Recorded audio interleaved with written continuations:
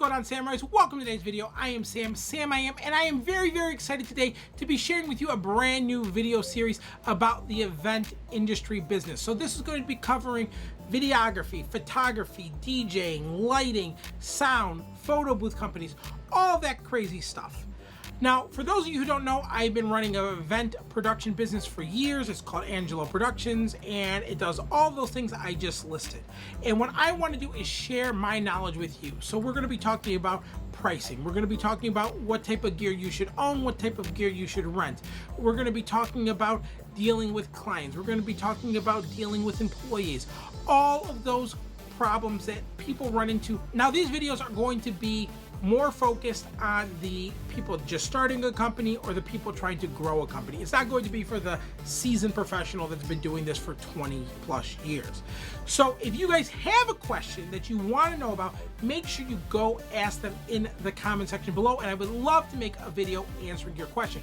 Also, if you're brand new around here, make sure you go click that subscribe button, which is somewhere around here, because we love to have you as part of the family. So I do a lot of mentoring at high schools for kids getting into the production industry. One of the kids came to me who's a photographer and said, you know, I just bid on this wedding and the bride just called me up and she says, I really love your work. I really love you. You're the guy we want to shoot our wedding, even though we've been looking at some other people. But unfortunately, what we thought we were going to be able to spend on our wedding, we're now not able to spend on our wedding. What can you do for me? So if you've been around the block a couple times, you've probably heard this, same conversation 10, 20, 30 different ways. So the first thing we have to look at is how you actually set up your pricing, because that could be why you're getting this question. So there are some people that set up their pricing where it's an hourly basis, or they charge $500 for their base package, and then everything's an upcharge. Now, I personally highly don't recommend doing that. I'm not that kind of guy. I've never ran my company that way. Then there are other people that say, listen, we charge $8,000, $9,000, $10,000 for a wedding video, but guess what? It's your lucky day. We're going to give you a 50% coupon.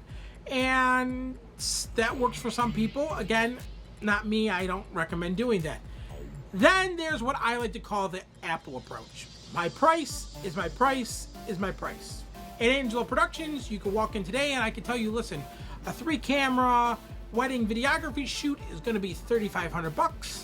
I could tell you a photo shoot for your wedding is going to be $2,500, and that's going to be coming with 2 photographers, your album, and 50 prints. And if you call and you want a DJing, I can tell you DJing and uplighting with a photo booth is going to be $2,500. That's our pricing. You could be the President of the United States, you could be the Pope, or you could be a guy walking off the street. You're going to get that same number. No matter who you are, you're going to get that same number.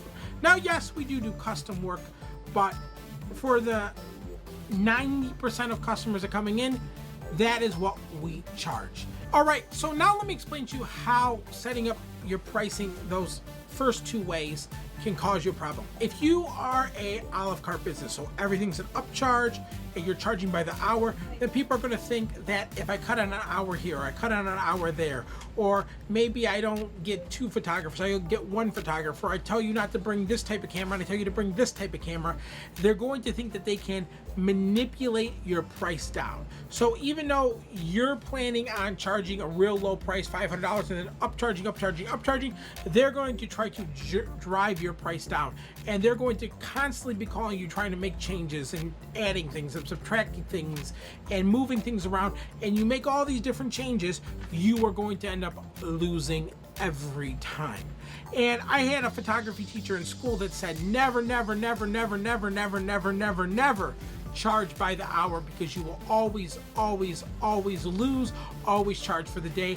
And I completely agree with him. When you go out to do a photography or videography or DJing or any of those types of jobs, we're looking at basically a 24-hour period, because by the time you do the contracts, you get all your gear packed, you make sure everything's maintained, cleaned, everything, it basically takes you a day. Then the other way, if you go and you charge this real large number and you give them this big 50% discount, they're going to assume that they can get on 75% or an 85% discount. They're going to keep trying to play around with you and manipulate and move things. When you're firm in my approach, like I call the Apple approach, and the Apple approach is basically because when you walk into Apple computers, you pay the price that Apple has listed there. It's hard to negotiate that because the price is the price is the price, the package is the package is the package. And when they come to me and go, well, can you do this? Or what happens if I cut it down to 8 hours? Or, unfortunately, my dad's uncle, somebody was supposed to be giving us money for our wedding and now we don't have it. What can you do for me? Unfortunately, I say, I understand the situation you're in, and I'm very general with that. I'm like, I understand what you're going through. I understand things are tough. I can hold that date for you for a little bit longer to see if you can work out your finances.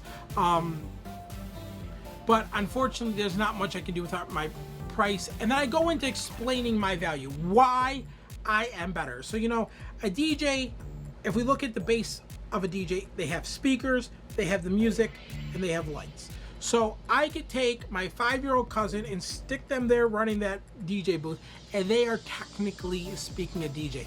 But it's what do I bring? It's what is my personality? It's what else I'm offering to them to be special. That's what I'm selling. That's what's worth that $2,500 from that, $500 price they want to pay. So that's what you have to really relay, is what is your value? Because, again, this is a camera. Then I have my DSLR camera. Equipment's equipment. Yeah, yes, there is a big difference in the technical spec of that end photo, and I understand that. But, to the average person, when they see that photo from the iPhone or they see the photo from the DSLR, they're not going to really understand that. So you have to tell them what you're worth, what is your value. That is how you have to kind of approach the situation. You have to explain your value, and you have to hold your ground. You have to be okay with saying, I can't work for $800. No is going to be the most powerful word you will ever learn in this business. And you have to be fully ready to walk away from a job. You cannot ever be desperate enough that you have to take a job. You have to be willing to walk away. I have literally walked away from $5,000, $6,000, $7,000 jobs just because I don't think that client and me are the right match. And it's okay. It's okay to walk away from those types of jobs because you have to be, at the end of the day, loyal to your business, loyal to your employees, to make sure that you can build and keep growing and growing and growing successfully, and you're not putting you and your business anywhere financially that is going to get hurt. And think about something here. When these people are coming to you, they're telling you, we love your work, we love you, we want you to be our photographer. But then in their next breath, they're saying they don't think you're worth that value. So how can they love you here, but then they don't love you enough to pay you what you're worth? So most of those people are probably just price shopping. And if you hold your ground, I would say there's a good majority of them, most likely, that will, come around and end up paying you what your value is. Now, I know there's going to be a ton of people also out there that are going to go, well, I can never charge those prices. My market doesn't support that. We are going to do a whole video talking about markets. I'm not a big believer if you can't pick up the drift in market pricing and all that kind of stuff. So that's my 2 cents. Let me know what you guys think in the comment. Let me know how you would deal with a client like that. And until next time, guys, remember to dream big, think bigger, and always be you. I love you guys, and I'll see you next time. Bye.